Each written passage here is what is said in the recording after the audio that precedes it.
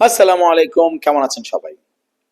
Serbia বর্তমানে বাংলাদেশি ভাইরা যারা ইউরোপে মুভ হতেন তাদের জন্য হট ফেভারিট কান্ট্রি, সেটা হচ্ছে সার্বিয়া।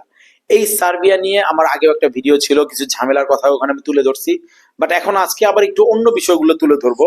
অনেক ভাইয়ের প্রশ্ন থাকে যে ভাই সার্বিয়া কি খুলছে কিনা, খুললেও যাওয়া যাচ্ছে কিনা, কিভাবে যাওয়া যায়, কি সিস্টেম হতে পারে, কি আশয় বিষয়, সব মিলিয়ে আজকে আমরা চেষ্টা করবো আপনাদের উত্তর দেওয়ার জন্য। চলুন দেরি না করে চলে যাই আমাদের মূল ভিডিওতে।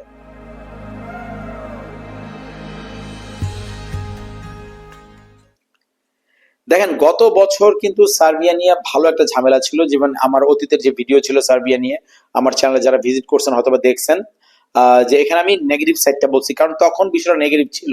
যে সার্বিয়াতে এত পরিমাণ 2 নম্বর কাগজ জমা পড়ছিল কাজের জন্য। বাংলাদেশ যে এজেন্সিরা যারা কাজ করতো, 2 নম্বর কাগজ দেওয়াতে সার্বিয়াটা বাংলাদেশের জন্য টোটালি বন্ধ করে দিছিল।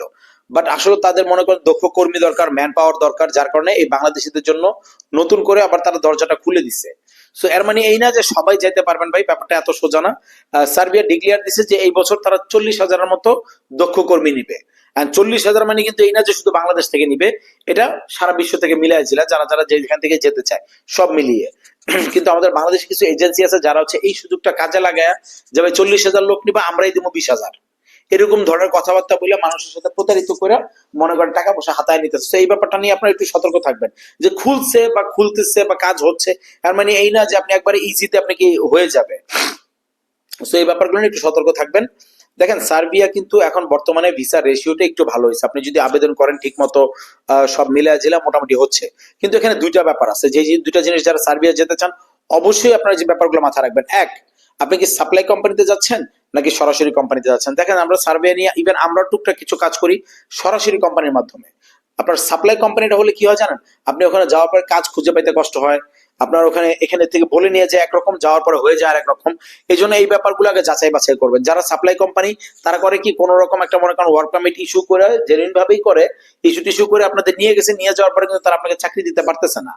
সো এটাতে আপনারা কি হয়, যে বাংলাদেশ থেকে এত টাকা খরচ করে গেছেন, যাওয়ার পরে আপনার বাংলাদেশ থেকে টাকা নিয়ে জায়গায় চলতে হয়, অথবা কাজ পাওয়া যায় না, কাজ পাইলেও খুব কম টাকায় কাজ করতে হয়। সো এগুলো একটা সমস্যা, এই ব্যাপারগুলো আগে ক্লিয়ার করে বুঝবেন।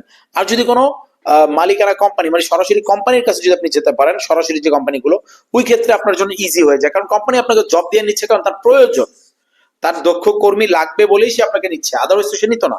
সো সেই ক্ষেত্রে আপনার মনে করেন যে প্রতারিত হওয়ার বা চাকরি না পাওয়ার বা কষ্টে থাকার কোনো ধরনের কোনো অপশন নাই। সো সার্বিয়া এখন খুলছে মোটামুটি, কিন্তু এই সুযোগটাতে অনেকেই মনে করেন ধান্দাবাজি শুরু করে দিবে। আপনারা সাবধান থাকবেন।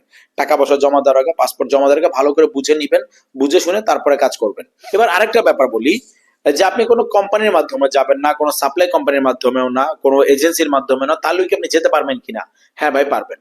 সার্বিয়ার যে মেইন মেইন কোম্পানিগুলো যারা দক্ষ কর্মী দরকার, তারা সবগুলো সার্কুলার হচ্ছে কি অনলাইনে দিয়ে রাখে, যে আমাদের দক্ষ কর্মী লাগবে এই ক্ষেত্রে। আপনার যদি কাজের অভিজ্ঞতা থাকে, মোটামুটি সবগুলো সেক্টরে তারা লোক নিচ্ছে। বাট বেশিরভাগ চাহিদা হচ্ছে কি আপনার প্লাম্বার, ইলেকট্রিশিয়ান, তারপর ওয়েল্ডিং মিস্ত্রি, এই টাইপের কাজগুলোর চাহিদা সবচেয়ে বেশি। সো আপনি যদি এই টাইপের কাজ জেনে থাকেন, আপনি প্রপার একটা প্রোফাইল সেট আপ করেন, আপনি নিজের সিভি তৈরি করেন, আপনার কাজের দক্ষতা সার্টিফিকেট গুলো জোগাড় করেন, সব একটা রেডি করে আপনি অনলাইনে গিয়ে তারা যে সার্কুলার গুলো দিছে, এই সার্কুলার গুলো খুঁজে বের করেন। খুঁজে বের করে তাদের কাছে আপনি জবের জন্য নিজে সরাসরি আবেদন করেন। সেক্ষেত্রে কি হয় জানেন, আপনার অনেক টাকা বেঁচে যায়। কারণ সার্বিয়া যেতে যে খুব বেশি টাকা লাগে তাও না, কিন্তু যখন মনে করেন আপনি একটা এজেন্সির কাছে, ধরেন আমি আমাকে দিয়ে বুঝাই, আপনি যখন আমার কাছে আসবেন, আমি নিজের জন্য একটা প্রফিট রাখবো। আমি যাকে দিয়ে কাজ করাই সার্বিয়াতে, যে কোম্পানিগুলোর সাথে ডিল করে, কোম্পানিগুলো আপনার জব নিয়ে দেয়, সে একটা অ্যামাউন্ট নিবে। তারপরে আপনার অন্যান্য আরো খরচ আছে, এই সব মিলায় জিলে আপনার অ্যামাউন্টটা অনেক বড় হয়ে দাঁড়ায়। ঠিক আছে? সো আপনারা যদি নিজে নিজে চেষ্টা করতে পারেন, এটা আপনাদের জন্য বেস্ট একটা অপশন। তাহলে মনে করেন যে আপনার প্রতারিত হওয়ার কোনো সম্ভাবনা নাই। ঠিক আছে? তো আশা করি ব্যাপারটা বুঝতে পারছেন। ভিডিওটা শেয়ার করুন বন্ধুদের সাথে, হয়তো বা অনেক বন্ধু বান্ধব আছে যারা বিদেশ যেতে চায়, উপকৃত হবে। আর দেখা হবে ইনশাল্লাহ আগামী অন্য কোনো ভিডিওতে, অন্য কোনো দেশ, অন্য কোনো তথ্য নিয়ে। ততক্ষণ পর্যন্ত সবাই ভালো থাকবেন, সুস্থ থাকবেন। আর কোনো প্রয়োজন হলে আমাদের হোয়াটসঅ্যাপে যোগাযোগ করতে পারবেন। ভিডিও ডেসক্রিপশনে আমাদের হোয়াটসঅ্যাপ নাম্বার দেওয়া আছে। প্রয়োজনে মেসেজ দিবেন, কল করবেন না প্লিজ। আর অন্য কোনো কান্ট্রির তথ্য দরকার হলে সেটা আমাদের কমেন্ট বক্সে জানান, কোন কান্ট্রি নিয়ে আপনি তথ্য চাচ্ছেন। আমরা চেষ্টা করবো এটা নিয়ে একটা ভিডিও বানানোর জন্য। তো সবাই ভালো থাকবেন, সুস্থ থাকবেন। আল্লাহ হাফেজ।